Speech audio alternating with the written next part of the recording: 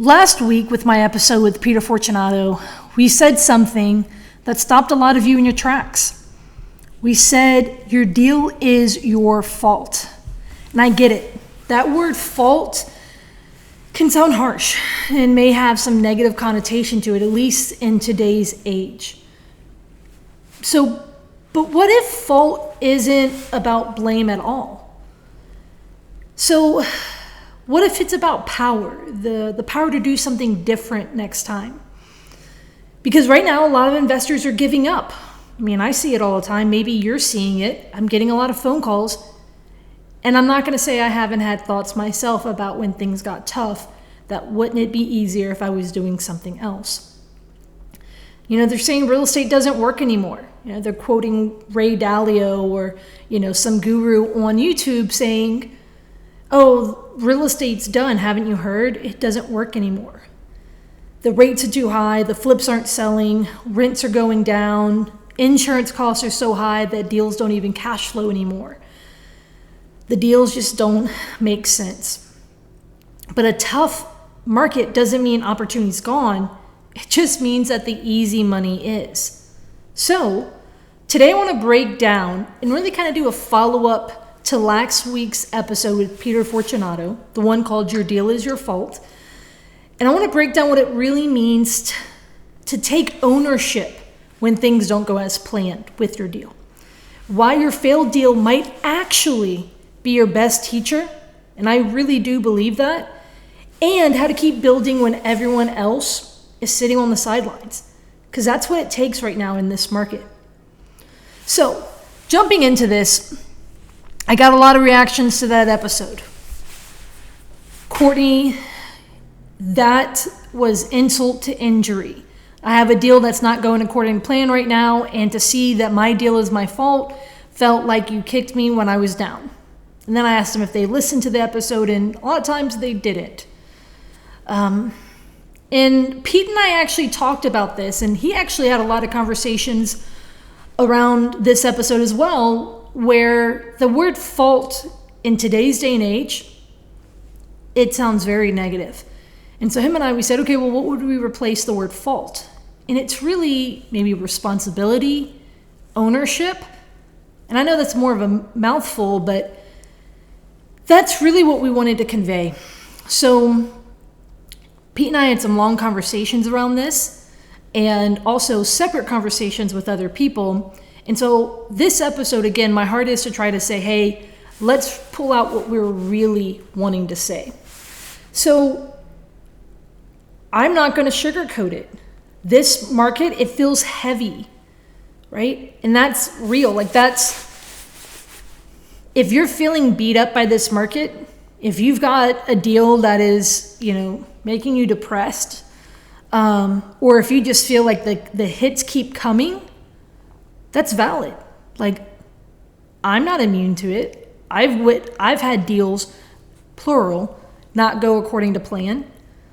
And I've had a lot of people reach out to me saying that they're facing similar and they thought it was just them.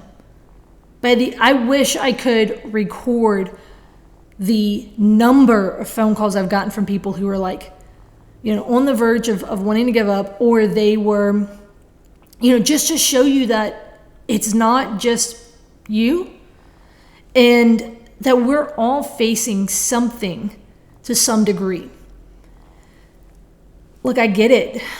What was supposed to be a flip, I right now I have an email to respond after this, helping someone who has a flip that isn't selling, and I cannot tell you how many times when I'm giving someone some ideas on how to pivot in their deal, I am frequently saying, okay, the options I'm about to give you, none of these are an easy button, meaning it's going to hurt to make a decision, or it's not what you want to do, but it might be what you need to do to find a solution.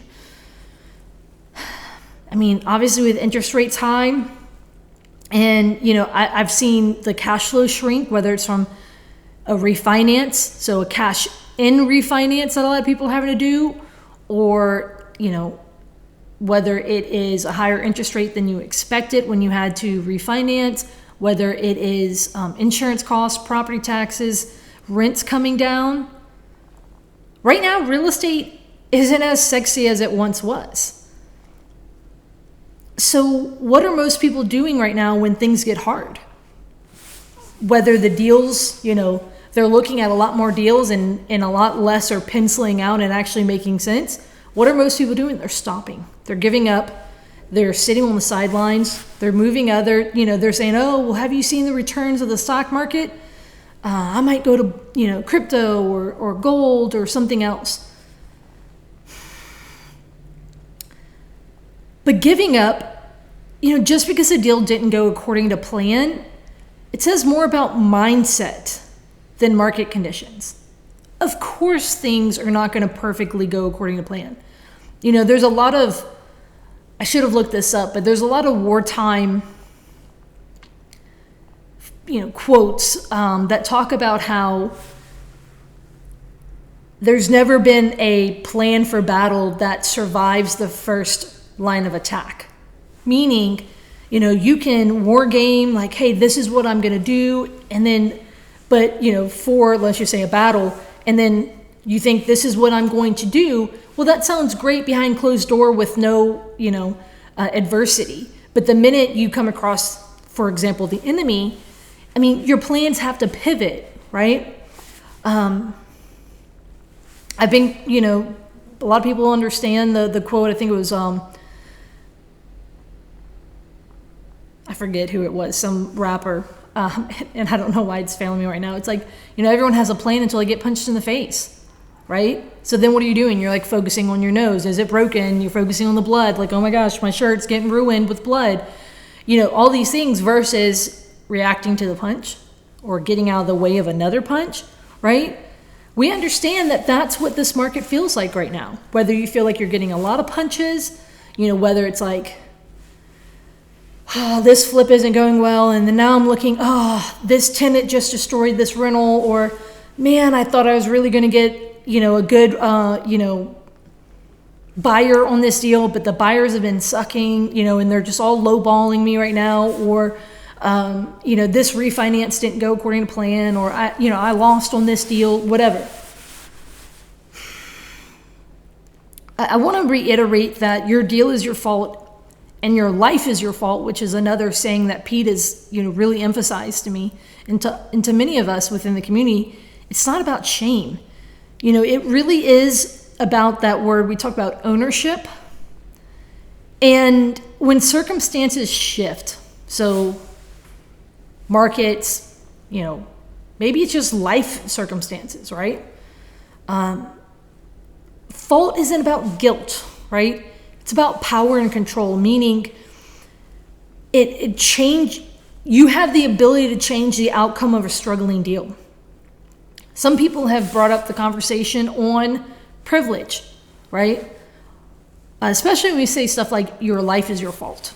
A lot of people say, Courtney, be careful, because there's a lot of things that have happened to people that they didn't have control of, right? Maybe the cards that life dealt them, or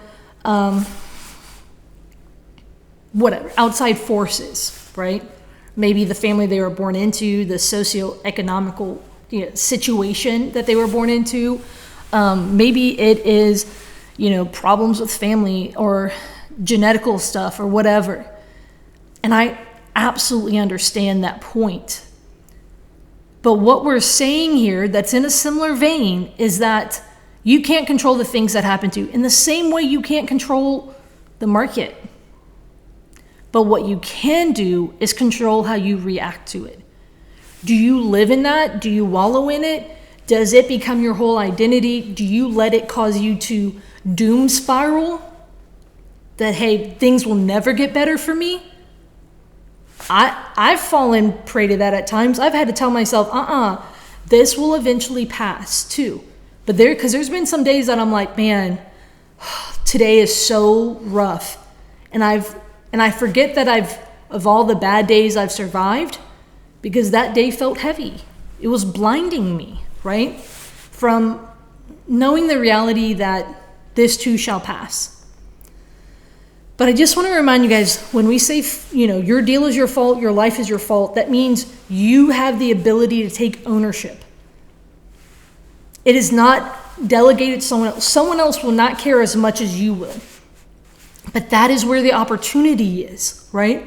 Because it is not someone else's responsibility, or they don't take, ownership of it. That means you can, which means it can get better, which means you can impact it, which means you can change it. So going back to the deal, I know that things have been tough, and there's a lot of bad headlines out there, right? Everyone's trying to guess what interest rates are going to do. Everyone's trying to guess what buyers are trying to do, or rents, insurance rates, all of these things. And I get it. I listen to a handful of, economists because I want to stay informed as well. But something that Pete has reiterated, and again, y'all, he has taught me so much about the philosophy of real estate, not just deal making, which he is, as you guys know, the most prolific deal maker in America. But this philosophy of, when all the headlines are talking about macroeconomics, right? The interest rates, what different markets are suffering, all of that, you've got to focus on the microeconomics, meaning you've got to focus on what's going on across the table from you. Because you can get completely encapsulated, right? And overwhelmed with all those headlines. But you know what you can really take ownership of and what you can really impact? It's the person across the table from you. That is where you can put in the work and make meaningful impact and get results for your business as well as, being a human. But I get it. The macro is loud, right? Whether it's, I swear every conversation, the market comes up, the headlines, I scroll on my feed. There's a time I have to be mindful of that, because that can cause a level of, doom sprawl or depression, or causing me to say, oh, I'm scared, right? But opportunity, let me reiterate this. I understand that the macroeconomics, right? The interest rates, the insurance rates, what the different markets are doing, it's loud. But the opportunity lives in the microeconomics, which is what's happening in the life of the person across the table from you. That is so critical. So that's going to be the opportunities lie. Motivated sellers. Drafting, different creative terms, or, running through 3 or 4 different deal solutions. And it could be seller financing subject to an option, a lease option, a master lease option. It could be bringing on a partner for 50% to catch up a loan you're behind on, or to make up the difference, something like that. The human needs is where the opportunity is at. Y'all, in every tough cycle, someone's out there solving problems, and they're getting paid. The bigger the problem, the more that they're going to make money. The question is it going to be you? Do you think in 2008, 2009, 2010, when the market was difficult and a lot of people were struggling, do you think it was easy to make money during that time? In hindsight, hell yeah. We know of so many people who printed money. But in that time, did they know that it was what it was? No. And so understand this, you've got to come back to some principles, some philosophies, and let that shape your decisions. None of us are immune. Let me go back to that. None of us are immune to deals going south. Okay? So it's not just you. Whether it's deals not going according to plan, oh man, I hoped more for that partner or that tenant, or maybe it's a business person, maybe it's a real estate agent or something like that. I hoped more for them, but, XYZ caused them to, life and circumstances caused things to not go according to plan. But I want to encourage you that every failed deal, right? It could be a failed lease. It could be a failed, purchase agreement. It could be a failed loan that you're struggling making payments on. It could be a failed flip, so, an exit strategy. It's feedback. It could reflect your current systems, maybe your judgment and your due diligence, or it could be some feedback around your relationships. And I know right now there might be some kind of that, like, Courtney, that sounds harsh. Stick with me here. Let's talk through the opportunity. Failures, and again, that's a tough word, but let's just say anything that isn't going according to plan. It can expose a blind spot. So most people, when something goes wrong, it's not because they didn't do due diligence, it's because they didn't do enough, right? Or they knew about something, but they didn't go deeper, right? Or, well, I knew that person, they were familiar, but I didn't take that next level of asking harder questions, right? It could be financing gaps, right? You know how to get a certain type of financing, but not others. I'm seeing a lot of friends who rely on bank loans who are like, maybe I should start considering this creative financing stuff because maybe it can bridge the gap in this market, right? The bank is saying interest rates are XYZ. Well, maybe I need to see if I can learn this creative financing stuff. There's a gap in a skill set. It could have been overconfidence. Look, for many years, a lot of what we touched turned to gold, right? That Midas touch, some markets more than other. And so some of that, it was overconfidence in our ability and not looking for that downside, not being mindful of risk. It could be poor communication, right? Now, to be fair, it is hard to underwrite. You had a tenant who checked off every single box, but then their fiance passed, and it's hard to underwrite what someone's going to do when life just absolutely guts them. And then all of a sudden, they become an alcoholic and tear the house apart. But they had phenomenal credit score, great landlord approval, ratings, or, no evictions, nothing like that. No signs that they would have been an issue. But then this thing happened in life, right? It's so hard to underwrite what someone's propensity to become an addict. Well, guess what? They could, for example, go through lose their job, go through a divorce, and then all of a sudden they're becoming an addict, and that's causing issues. Hard to really say. What do you ask? Like when looking at a partner or someone who you're going to lend to or something like that and say, hey, when things get tough, how do you cope? People are going to tell you what they think they're going to do, but when reality hits, is that what they actually do? Some things to kind of think about.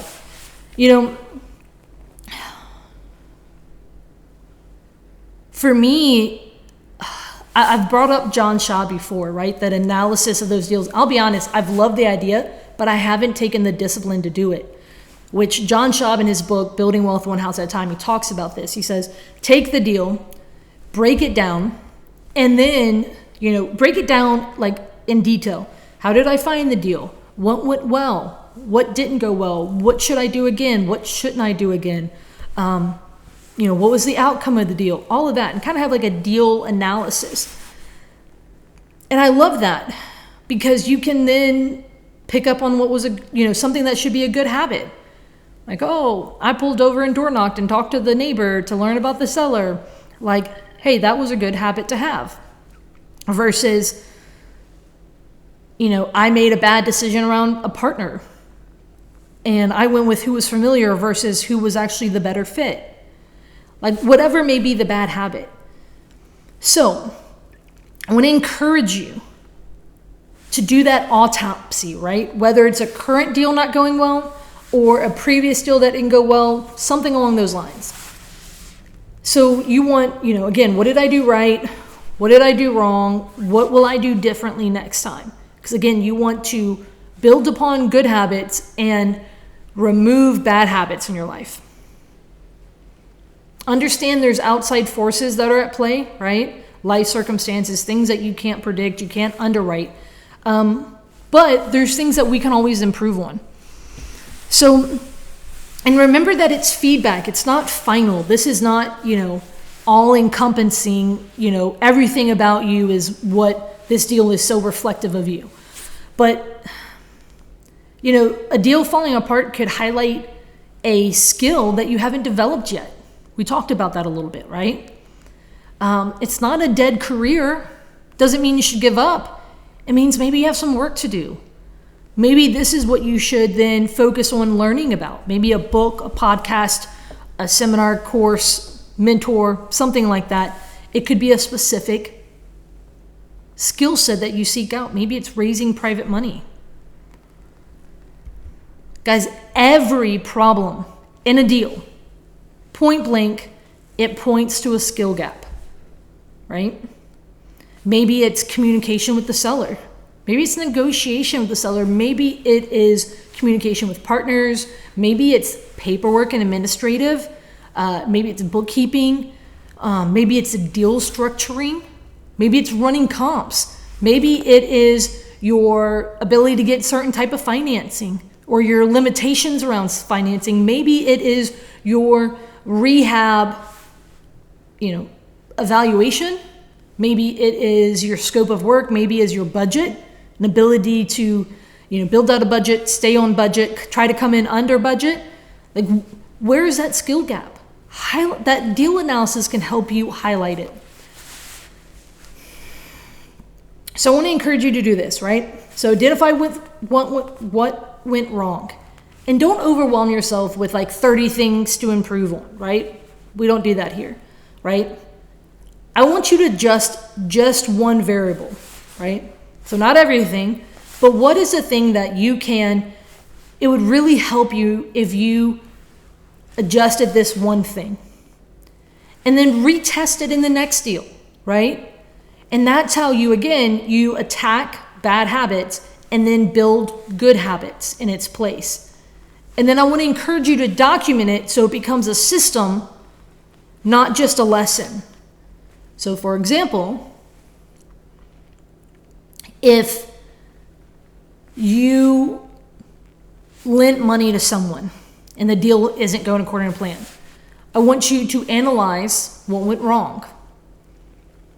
And then what system could you put in place to improve that, and then test it on the next deal. Maybe that is due diligence on maybe their existing portfolio. Maybe it is due diligence on, something, right? And then how can you apply that moving on? Your greatest systems, these are the things that you repeatedly do, We don't fall to our ambition, we fall to our systems, right? So your systems, your greatest systems often come from your greatest screw-ups.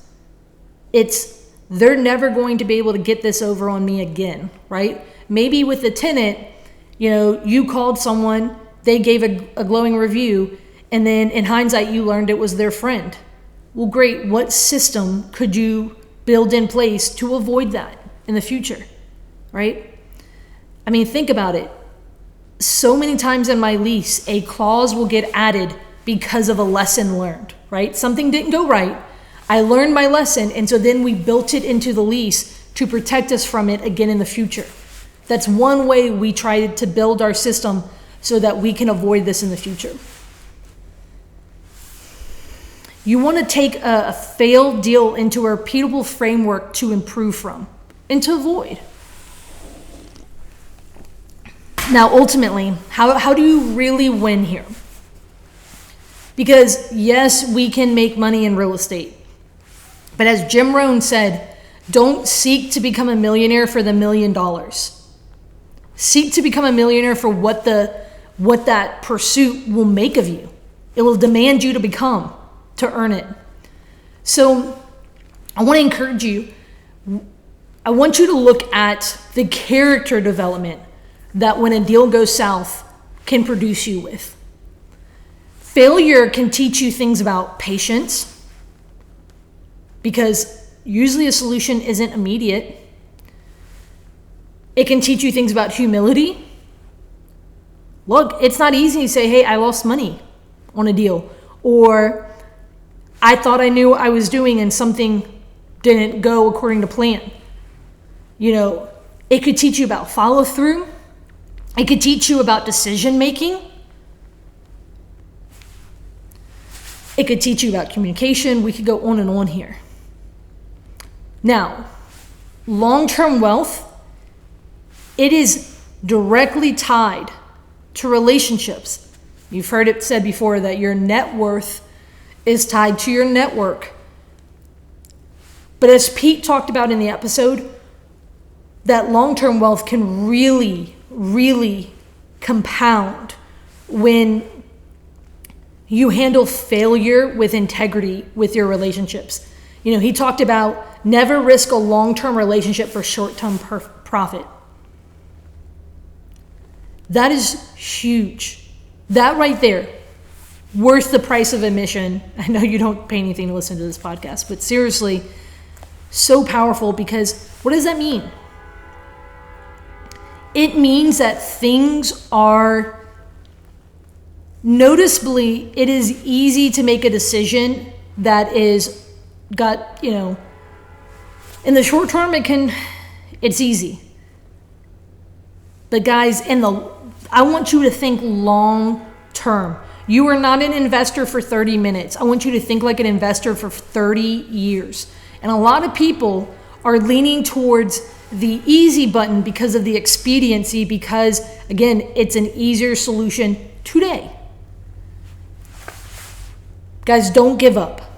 Don't give up. Think long term. Sow seeds today.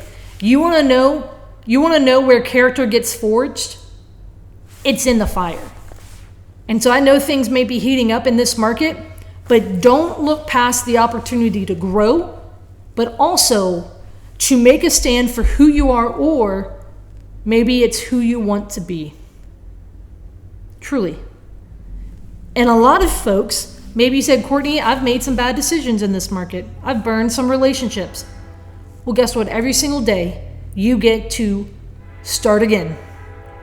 Every single day, you have the opportunity to build a better future for yourself. You remember, your life is your fault. Your deal is your fault. So there is an opportunity for you to start again. Now, fault is not about blame. It is about opportunity. It is about you being able to take control and rewrite your own story. You don't have to rely on some third party, right? So as I start to wrap this up, I want to remind you that I'm not saying this because I want to focus on the market. It's because I'm having very real conversations with very real human beings, with friends and allies, saying, look, and some of those conversations are tear-filled. Some of those conversations are not easy. Some of those conversations are, people have some hard decisions that they have to make. I just want to remind you that this market, what is this market going to make of you, right? Will it turn you short-sighted? Will you plant seeds for long-term? Look, every market has its problems. And every investor, if an investor is saying they don't have any problems right now, they either only have one deal, they have 0 deals, or they're lying, okay? And every problem, look, every market has its problems, and those problems can look like a whole lot of different things, but every problem is an opportunity in disguise, truly. And so I want to encourage you to just, how are you looking at this market? Are you looking at it with fear? Are you looking at it with anger for what's happened? Are you looking at it with shame? Or are you saying, hey, this is an opportunity for me to, yes, make money, but also for me to sow seeds and have character growth. So look, you don't get to control the market. I'm sorry, none of us have that luxury, but you do get to control how you show up in it. Please don't confuse a tough market with a closed door. It's just the part where you build the skills that'll make your next deal unstoppable, easier, more profitable. Don't quit. I want to encourage you very practically to also, stick with it. Whether you're facing a hard time in one deal or multiple deals right now, I want to encourage you that truly just keep swimming, right? As the philosopher Nemo once said, or something like that.